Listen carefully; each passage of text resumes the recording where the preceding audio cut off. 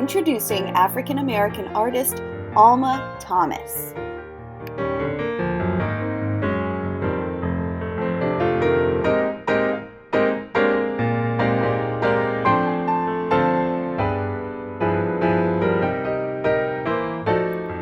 Alma was born in Georgia in 1891.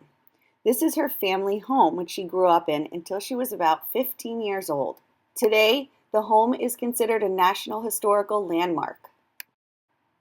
Her family then moved to Washington, D.C., where Alma finished high school and went on to college at Howard University to become an art teacher. Alma was an art teacher for over 35 years, and when she retired, she was able to focus full-time on her painting. Although Alma didn't have her first art show until age 75, her artwork still hangs in many famous museums across the country. Alma passed in 1978, but she is considered a great role model for African Americans, for women, and for older artists as well. Her paintings have even been chosen by former President Obama to hang in the White House dining room. The style of Alma's artwork consists of many lines and patches of color. Her artwork is considered abstract. That means it does not look realistic, not like a photograph. What do you think the artist was thinking about when she painted this one? Does it remind you of anything?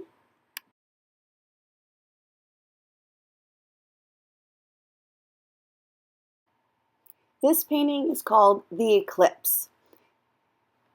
An eclipse is when the moon passes in front of the sun, blocking it out for a period of time. There was an eclipse in 1970 that may have inspired Alma to create this painting. Artists are often inspired by things happening around them, like Alma being inspired by the 1969 landing on the moon and space exploration. This painting by Alma is called Take Me to the Moon.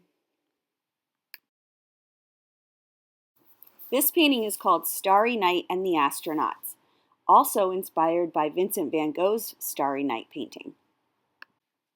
Many of Alma's paintings have a radiating design. That means they start at a center point and the lines continue to radiate around and around, growing larger and larger. Does this design radiate? How about this one? Does this design radiate?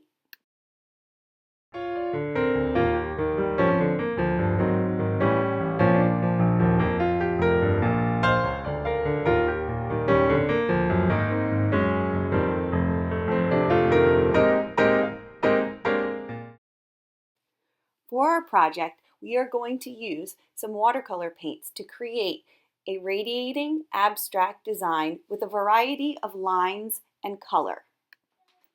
All right, let's get started opening up our watercolors.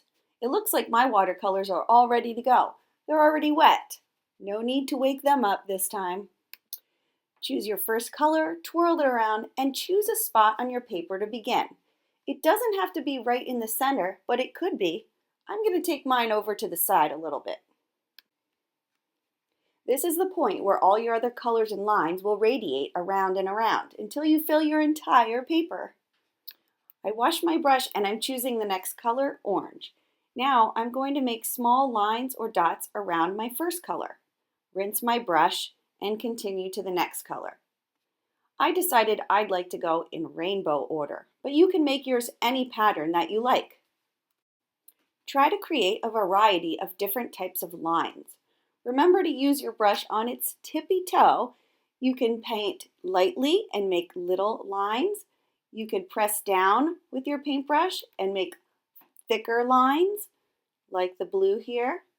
Just notice that when I press down, I'm using the side of my paintbrush. I'm not spreading it out like a chicken's foot. That would ruin the toe.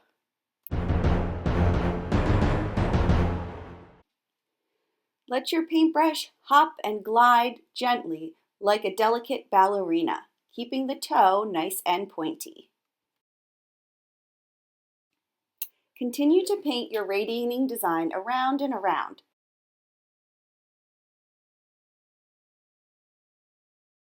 Even if you run out of room on one side of your paper, continue on the other side until it's completely filled with your beautiful abstract radiating pattern. And voila, a masterpiece.